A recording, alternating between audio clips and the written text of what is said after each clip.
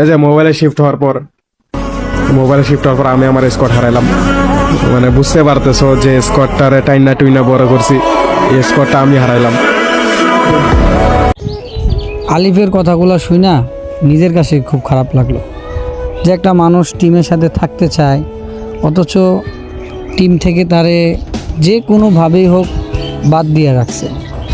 আবার অনেক সময় শুনি যে সে মোবাইলে শিফট হয়েছে, সে প্র্যাকটিস করতে বলছে রাতে, তাই ও প্র্যাকটিস করতেছে। ভাই এইগুলা হইলো বাউতাবাজি, ঠিক আছে? আলিফের মতন একটা প্লেয়ার বিডি টপ ওয়ানে তো সেই শুরু থেকেই খেলতেছে, অনেক অবদান আছে। আজকে বিডি টপ ওয়ান এত বড় জায়গায় আসার পিছনে আলিফের অনেক অবদান আছে, ঠিক আছে?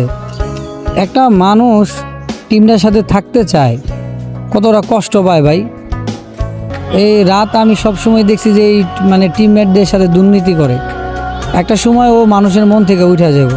যদিও বিডি টপ ওয়ানের প্রতি আমারও অনেক ভালোবাসা আছে, কিন্তু এগুলা দুর্নীতি আসলে করলে বেশি দিন টিকা যাবে না।